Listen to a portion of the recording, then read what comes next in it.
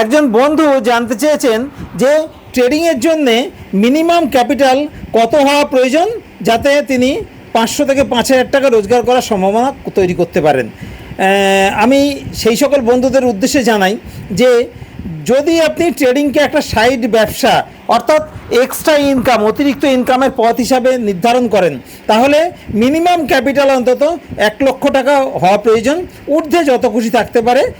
আর যদি আপনি ট্রেডিংকেই আপনার স্থায়ী রোজগারের চিন্তাভাবনা বা স্থায়ী ব্যবসার মতো করে পরিকল্পনা করে সংসার চালানোর জন্যে, ট্রেডিং থেকে রোজগার করার জন্য চিন্তাভাবনা রাখেন, তাহলে মিনিমাম ক্যাপিটাল অন্তত 5 থেকে 10 লক্ষ টাকা ট্রেডিংয়ের জন্য হওয়া প্রয়োজন।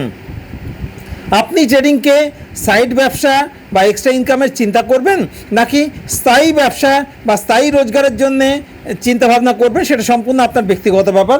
তবে আমি আমার দীর্ঘ অভিজ্ঞতা থেকে বলতে পারি, ট্রেডিং হচ্ছে পৃথিবীতে সবথেকে সহজতম ব্যবসা, যে ব্যবসার জন্যে কোনো দোকানপাট লাগে না, কোনো অফিস লাগে না, যে ব্যবসার জন্যে কোনো ফার্নিচার লাগে না, শুধুমাত্র একটা ল্যাপটপ বা কম্পিউটার, একটা মোবাইল হলে যথেষ্ট, এবং আপনি আপনার ঘরের যে কোনো কোনায় বসে ট্রেডিং কিন্তু চালাতে পারেন।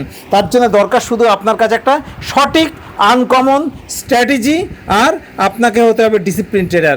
আপনি একটা আনকমন স্ট্র্যাটেজি জোগাড় করুন আর প্রতিদিন 500 থেকে 5,000 টাকা ট্রেডিং থেকে রোজগার করুন। ট্রেডিং শিখুন, ট্রেডিং করুন, সুস্থ থাকুন, ভালো থাকুন। ধন্যবাদ।